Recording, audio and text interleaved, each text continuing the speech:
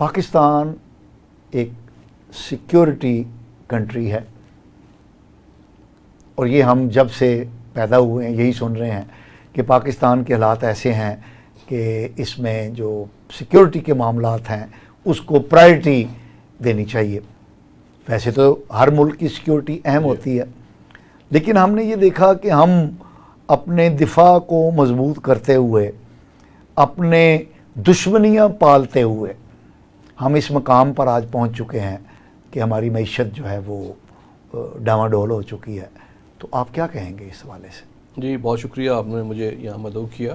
یہ ایک بڑا سینسٹیو جو آپ نے بات کی، لیکن یہ بڑی ایک لمبی بات ہو جائے گی ہسٹوریکلی کہ ہمارے پاکستان کے وجود میں آنے کے فوری بعد کس قسم کے خطرات کا ہمیں سامنا کرنا پڑ رہا تھا، کیسے ہمارے ہمسائے ہمارے در پہ تھے. آپ کو معلوم ہے کہ نہ صرف سٹیٹمنٹ سے لے کے آپ نہرو صاحب کی سٹیٹمنٹ تھی کہ پاکستان جو ہے اکنامکلی ملیٹریلی وائبل سٹیٹ نہیں ہے، اور اس کے لیے ایفرٹ بھی کی گئی، یعنی پروپیگنڈا بھی کیا اور ایفرٹ بھی کی گئی. تو خطرات تو ہمیں جو تھے وہ ٹینجیبل خطرات تھے، واقعی خطرات موجود تھے، لیکن اس کے لیے پھر آہستہ آہستہ ہم نے جو پالیسیز اختیار کی ان کی وجہ سے ہم خود بھی مزید اس دلدل میں پھنستے چلے گئے. وہ ٹھیک ہے اپنی جگہ پہ، لیکن ہمیں صرف ایک ہی رنگ میں نہیں رنگ سکتے کہ یہ پاکستان ایک سیکیورٹی سٹیٹ ہے اور اس لیے کہ ہم نے جیسے کوئی خوش دلی سے اس کو اڈاپٹ کر لیا تھا.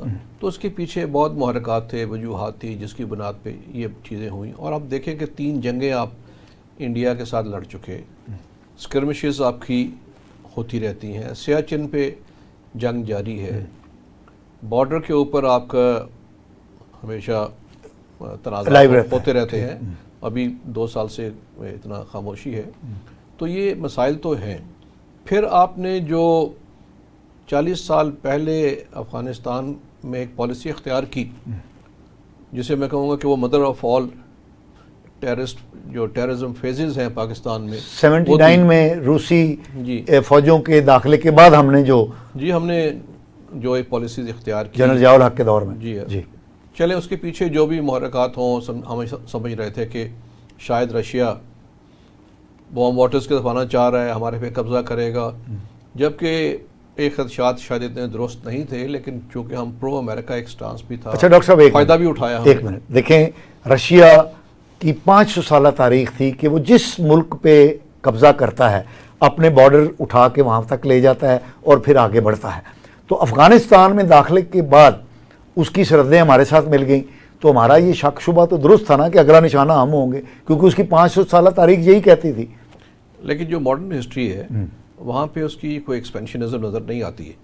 اور افغانستان میں بھی ان کی پرو گورنمنٹ تھی جو کہ کمیونسٹ پارٹی کی گورنمنٹس تھیں، جیسے امین اللہ حفیظ تھے، ببر کارمل تھے، باقی تھے. تو یعنی وہاں پہ پرو سوویت یونین گورنمنٹس تھیں. ابھی انویژن نہیں ہوئی تھی، تو اس سے پہلے ہی کام شروع ہو گیا کہ جناب یہاں پہ آ گیا رشیا، اور یہ ایک فضا بنا دی گئی کہ یہ آ گیا. چلیں اگر ہم وہ مان بھی لیں اور وہاں پہ یہ ہم نے کر بھی دیا، اور ہمارے پہ ہر شہری پہ فرض ہو گیا کہ جہاد کرنا ہے وہاں پہ. آپ کو معلوم ہے نا اس زمانے میں کہ کیا حالات ہو گئے، پوری دنیا سے مسلمان جہاد کرنے کے لیے آ گئے. یہاں مدرسوں کی تعداد جو ہے کئی ہزار بڑھ گئی، کیونکہ وہ بھی اس کام کے لیے استعمال ہو رہے تھے نرسریز کے طور پہ. لیکن جب ختم ہو گیا اس کے بعد جو ہوتی ہے پوسٹ آپریشن کیئر، وہ نہیں کی گئی. آپ کے یہاں پہ 3 ملین سے زیادہ افغان ریفیوجی آ گئے. Kalashnikov culture, heroin culture, drug culture, یہ سارا اس کا ہی شاخسانہ تھا. اور اس کے بعد یہ کام چلتا رہا. جو لوگ ٹرین ہوئے تھے وہ کہاں جاتے، انہوں نے یہاں پہ کارروائی شروع کر دی. تو یہ میں بات کر رہا تھا کہ 79 آنورڈ یہ کام شروع ہو گیا، جس کو ہم نے احتیاط نہیں برتی، سخت پالیسیز نہیں اختیار کی، تو وہ سنو بال افیکٹ ہوتا آج ہم یہاں پہنچے ہوئے ہیں. جو خاص طور پہ 9/11 کے بعد جو انٹرنیشنل ٹیررزم شروع ہوا، ہم پوری طرح اس کی زد میں آ گئے. تو آج ہم دیکھ رہے ہیں کہ ہم نے کئی آپریشنز کیے. اچھا ڈاکٹر صاحب رک جائیے، آپ یہ ذرا ایکسپلین کیجئے کہ افغانستان اگر کی جنگ جو ہے وہ mother of all ills Pakistan کے لیے بنی، تو افغانستان کا ایک ہمسایہ ایران بھی ہے، انڈیا بھی ہے، ان میں کیوں ایسی چیزیں نہیں ہوئی اور یہ سارا ملبہ ہم پہ کیوں گرا؟ نہیں تو آپ پارٹیسپیٹ کر رہے تھے نا، وہ تو نہیں کر رہے تھے. ایران سے کون گیا لڑنے کے لیے وہاں پہ؟ ہندوستان سے کون گیا لڑنے کے لیے؟ تو آپ نے لوگ بھیجے وہاں پہ ہزاروں کی تعداد میں، سپورٹ تو آپ کر رہے تھے. جو بھی پیسے بھی چینلائز ہو رہے تھے امریکن، وہ آپ کے تھرو ہو رہے تھے. جو وہاں پہ گلبدین حکمت یار اور باقی سارے جو تھے ان کو ٹیکل کون کر رہا تھا؟ آپ کر رہے تھے. تو ظاہر ہے کہ فال آؤٹ تو آپ پہ ہونا ہے، وہاں پہ تو نہیں ہوگا. تو اس لیے ہم تو اس کا بری طرح اس کا شکار ہوئے ہیں، اور افغانستان کے مسئلے کی وجہ سے پاکستان دہشت گردی کا شکار ہوا ہے اور ہو رہا ہے. ڈاکٹر صاحب آپ نے بڑی اچھی بات کہی کہ افغانستان کی جنگ 79 اور اس سے پہلے سے جو سلسلہ چلا اس کی وجہ سے پاکستان عدم استحکام کا شکار ہے. لیکن ڈاکٹر صاحب 71 کا جو سانحہ ہوا ہے وہ تو افغانستان کی وجہ سے نہیں ہوا. نہیں تو وہ تو صحیح کہا تھا پھر اس کا مطلب ہے نہرو نے کہ پاکستان ایک وائبل کنٹری نہیں ہے، اور یہ ثابت ہو گیا. نہیں صحیح اس نے نہیں کہا. صحیح میں یہ کہہ رہا ہوں کہ جو اس نے یہ بات کی تو پیچھے ان کا پلان بھی تھا. یہ کوئی نیچرلی خدا نہ خواستہ یہ انڈو نہیں ہو رہا تھا پاکستان. اس کے لیے پوری ایفرٹ کی گئی، سازش کی گئی، اور جس کے لیے انہوں نے آرمڈ اٹیک کیا. اور آج تو بڑے اوپنلی ان کا نیشنل سیکیورٹی ایڈوائزر جو ہے اور باقی لوگ جو ہیں وہ کہتے ہیں ہاں جی ہم نے ایسٹ پاکستان میں کیا تھا سب کچھ. تو یہ تو ایک پورا ایک حملہ تھا ہمارے اوپر. یہ دشمن تو یہی کرے گا نا. دشمن سے ہمیں یہی توقع رکھنی چاہیے. اب مطلب یہ تو بسائڈس دا پوائنٹ کہ 71 کی وار میں تو ایک پورے کا پورا اس کے اوپر 10 پروگرام ہو سکتے ہیں جی. لیکن میں عرض کر رہا ہوں کہ وہ ایک علیحدہ چیز ہے. نہ وہ عدم استحکام کا والی بات تھی، ٹیررزم تو اس سے ہٹ کے بات تھی. تو ہاں یہ کہہ سکتے ہیں ہم کہ اس کی وجہ سے جو آپ اسٹیٹ سیکیورٹی کی بات کر رہے ہیں چیزیں جو ہیں وہ خرابی کی طرف گئیں. جی ڈاکٹر صاحب، تو آپ کا زیادہ فوکس یہ ہے کہ فوج کو کم از کم استعمال کیا جائے. ظاہر ہے یہ ایک آپ کی بڑی اچھی تجویز ہے اور ایک سیکیورٹی ایکسپرٹ کے طور پہ آپ کی یہ رائے بڑی وزندار ہے. لیکن کیا ہمارے سول ادارے اس لائق ہیں کہ وہ اس لیول کا اہم آپریشن کر سکیں اور نتائج برآمد کر سکیں؟ دیکھیے پہلی بات تو یہ ہے کہ فوج نے پچھلے 20 سال میں بہت قربانیاں دی ہیں اسی کاؤنٹر ٹیررزم میں، کاؤنٹر انسرجنسی میں. جبکہ بیسیکلی ان کا کام تھا کہ بارڈر پہ وار کے لیے ٹرین تھے. لیکن انہوں نے دیکھا کہ یہ شاید یہ ادارے اس طرح پرفارم نہیں کر سکتے تو انہوں نے اپنی سروسز دی. تو بہرحال اوور ایئرز اداروں میں ایک کیپیبلٹی پیدا ہو چکی ہے کہ وہ فیس کر سکتے ہیں، اور ساتھ ہی کیپیسٹی بلڈنگ ہوتی رہے گی. اور یہ پیریفری پہ فوج ہو ان کو سپورٹ کرنے کے لیے آگے وہ ہاں جی وہ کرے جہاں ضرورت ہوگی. تو ہاتھ سے نکلیں گے تو یہ کہ دیکھیں آلویز. یعنی ڈاکٹر صاحب آپ کہہ یہ رہے ہیں کہ گولی کھانے کے لیے سول ادارے آگے ہوں؟ تو اس لیے بھرتی ہوتے ہیں آپ پولیس میں، سی ٹی ڈی میں، باقی جگہوں میں کیوں آپ بھرتی ہوتے ہیں؟ سیکیورٹی کے معاملات کو ساتھ لڑنے کے لیے. تو اس میں پھر زخمی اور ڈیتھ تو obvious ہے، پارٹ آف اٹ. تو اگر آپ سمجھیں کہ میں گھر میں بیٹھ کے ڈرائنگ روم میں میں آپریشن چلا لوں تو پھر تو فوج کو رکھیں آپ آگے. اچھا ڈاکٹر صاحب ایک بات بتائیے، ہم ایک عرصے سے آپریشن ضرب عزم اور اس طرح کے آپریشن چلا رہے ہیں لیکن ان کے نتائج نہیں نکلے. ہم دہشت گردی سے مکتی حاصل نہیں کر سکے. دیکھیں اس کی دو وجوہات ہیں. ایک تو جو انسرجنسیز ہیں اور اس طرح کے ایریاز میں they take long time to be subdivided. اس کی میں مثال دوں گا آئرش ریپبلکن آرمی کا یو کے میں 35 سال لگے رہے. ٹھیک ہے. اچھا وہاں پہ میں آرمی کی بھی مثال دے دوں کہ شروع میں ٹیکل کر رہی تھی آرمی. تو ایک واقعے میں وہاں پہ 26 لوگ مارے گئے، یعنی آرمی نے مار دی ہے، آئرش ریپبلک آرمی کے. ٹھیک ہے. تو وہ کچھ زخمی ہو گئے، مارے گئے، جس کو آج بھی بلڈی سنڈے کہتے ہیں. اچھا. تو اس کو حکومت نے آرمی کو پل بیک کر لیا اور باقی اداروں کو اس میں لگا دیا جس میں اسپیشل برانچ، پولیس، MI5 سارے لا کے. تو انہوں نے فوری طور پہ سوچا کہ نہیں یہ انٹرنلی.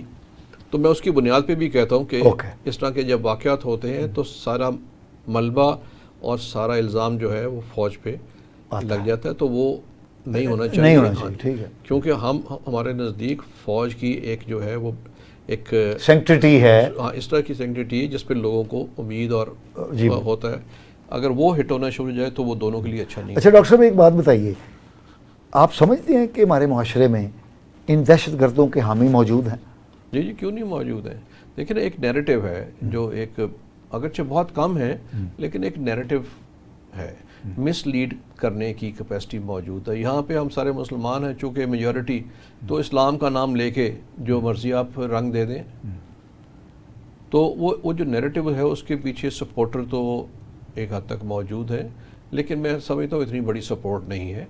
اگر آپ کا کاؤنٹر نیریٹو بہتر ہو، اب جب آپ ہول آف گورنمنٹ آپریشن کی بات کر رہے ہیں تو اس میں بے شمار چیزیں شامل ہیں، سول گورنمنٹ کے ادارے ہیں، اس کے علاوہ آپ کی ہارٹس اینڈ مائنڈس پالیسی، یعنی جن لوگوں کے جس ایریے میں آپ کر رہے ہیں وہاں پہ ان کو جابس دے رہے ہیں پراپرلی، میریٹوکریسی ہے، ان کو باقی فیسلٹیز مل رہی ہیں تاکہ وہ اپنی لائف میں بزی ہوں، ان پہ حکومت پہ ان کا ٹرسٹ ہو، تو وہ کبھی بھی ان کے ہاتھوں میں نہیں کھیلیں گے دہشت گردوں کے۔ تو اس لیے میں سمجھتا ہوں کہ اس کی جو میں اسٹریٹجی کی بات کر رہا تھا کہ ایک کاؤنٹر ٹیررزم اسٹریٹجی سارے اسٹیک ہولڈرز سے مل کے ڈیولپ کرنی چاہیے۔ آپ دیکھیں کہ پچھلے 10 سال میں تقریباً 4 نیشنل سیکیورٹی پالیسیز بنائی ہیں، انٹرنل سیکیورٹی پالیسیز، ایک بھی امپلیمنٹ نہیں ہوئی، سوائے national action plan partially implement ہوا۔ اچھا، نیشنل ایکشن پلان سے پہلے 2014 میں نیشنل انٹرنل سیکیورٹی پالیسی بنائی گئی 2014 to 18، ناٹ امپلیمنٹڈ، کوئی ایم ای پی سیز اٹھا کے ووٹ لگا دیا، ادھر لگا دیا، بس پیچ ورک جو ہے۔ اس کے بعد پھر 16 دسمبر کو واقعہ ہو گیا، آرمی پبلک اسکول کا سانحہ ہوا، تو ہریڈلی بیٹھ گئے اور انہوں نے کہا جی نیشنل ایکشن پلان بنایا چند گھنٹوں میں 20 پوائنٹ کہ جی اس پہ امپلیمنٹ کریں گے، تو اس کا تھوڑی دیر کے بعد وہی حشر ہوا جو باقی چیزوں پہ ہونا چاہیے۔ جب اسٹریٹجی کوئی نہیں ہے اور جب اتنا لمبا آپ نے ٹول آرڈر بنا دیا، اس کے بعد اگلی policy I national internal security policy 2018 to 23، ابھی وہ اور اچھی پالیسی بنائی گئی جس میں اسٹریٹجی بھی تھی کہ کیسے امپلیمنٹ کر رہے ہیں، گورنمنٹ چینج ہو گئی، وہ بھی کہیں ڈسٹ بن میں چلی گئی۔ اس کے بعد 2022 میں نیشنل سیکیورٹی پالیسی بنائی، نیشنل سیکیورٹی پالیسی 2022، ساتھ ہی گورنمنٹ چینج ہو گئی، وہ بھی اس کا بھی کوئی پتہ نہیں کہاں پہ ہے۔ تو یہ جو پالیسیز کی ڈسکنٹینیوٹی ہے، لیک آف امپلیمنٹیشن ہے، یہ بھی ایک بہت بڑا فیکٹر۔ اس معاملے پر نیشنل کنسنسس پیدا کرنے میں آپ نہیں سمجھتے کہ ہماری یہ موجودہ حکومت ناکام ہے؟ کیونکہ دیکھیں کوئی بھی آپریشن اعلان کر دینا اور اس کو شروع کر دینا بغیر نیشنل کنسنسس کے تو وہ کامیاب نہیں ہو سکتا۔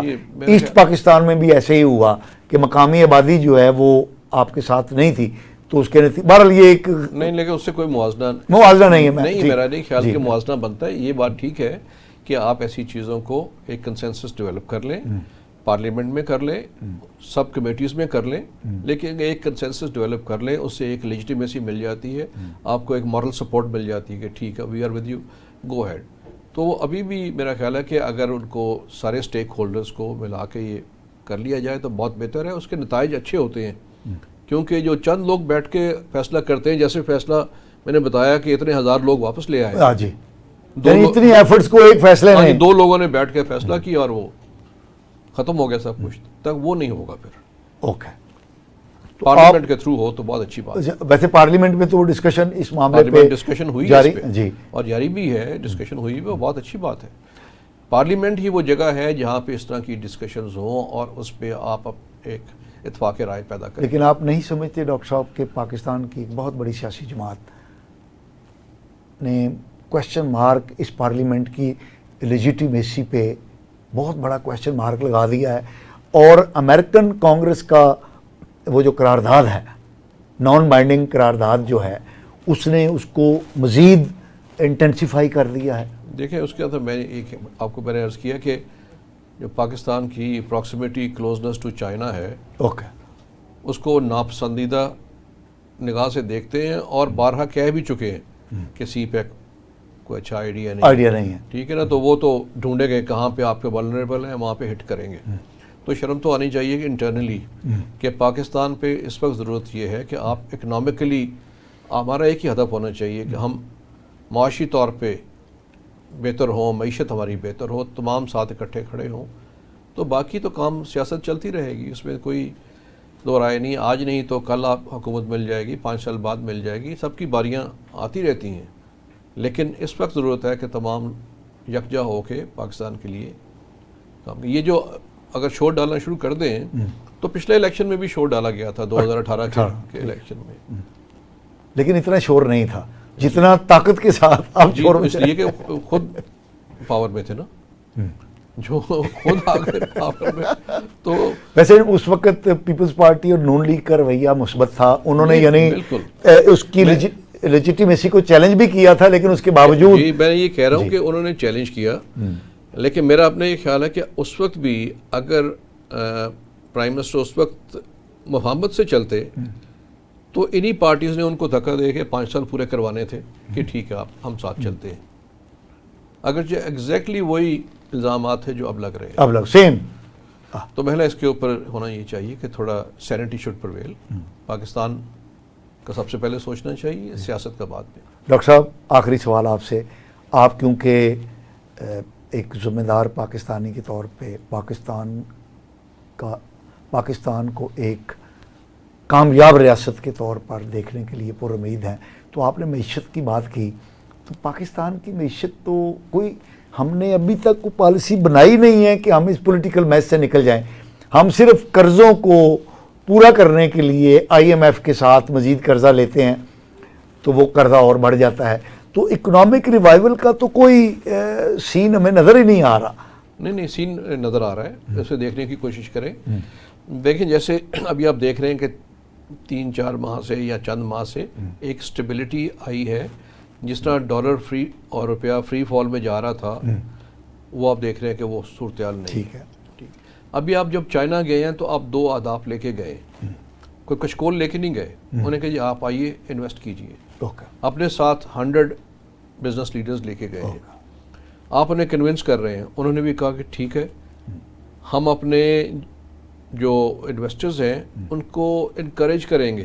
انکریج کا لفظ یوز کیا، انکریج کریں گے کہ پاکستان میں سرمایہ کاری. تو اس کا مطلب ہے کہ یہاں کوئی پروفٹ نظر آئے گا تو حوصلہ افزائی کر رہے ہیں نا. ٹھیک ہے. تو یہاں پہ آئیں تو ہمارا بھی، ہم کوئی کشکول لے کے نہیں گئے اس دفعہ نا. یہ پالیسی آپ کی یہ ہے کہ وہ آئیں، وہ انویسٹ کریں، ہمارا بھی پروفٹ ہو، ان کا بھی جو پروفٹ ہو، ٹھیک ہے، اور پاکستان میں ایک معاشی استحکام پیدا ہو. اور دوسرا ہم یہ چاہ رہے ہیں کہ جو ہماری برآمدات ہیں وہ بہتر ہوں. اس کے بھی ان سے بات ہوئی. تو یہ 2 جو چیزیں یہ جو 2 ہمارے اہداف ہیں یہ شو کرتے ہیں کہ ہماری پالیسی اس وقت کس ٹریک پہ جائے. اور میں پر امید ہوں کہ انشاءاللہ اگر صحیح موقع ملا ہے اور تمام جوائنٹلی اس پہ کریں، کیونکہ دیکھیں نا we are in state of war footing پہ کام ہو تو within 1 or 2 years turn around ہو جائے گا. ڈاکٹر صاحب آپ نے 1 or 2 years کا کہا، کوئی ایگزامپل دے سکتے ہیں کہ 1 or 2 years میں ٹرن اراؤنڈ ہوا ہو؟ نہیں آپ انڈیا کی ایگزامپل دیکھ لیں. جب 90s میں 2 ہفتے کے ان کے پاس ریزرو رہ گئے تھے، فورن ریزرو، اور منموہن سنگھ صاحب آئے جنہوں نے اپنا پلان دیا اور اس پلان کو امپلیمنٹ کیا گیا اور تمام سکسیسو گورنمنٹس نے اس کو کنٹینیوٹی رکھی. ٹھیک ہے. آپ دے آر آؤٹ آف کویگمائر اور وہ اس وقت موونگ اکانومی ہے ہمارے ساتھ ہی.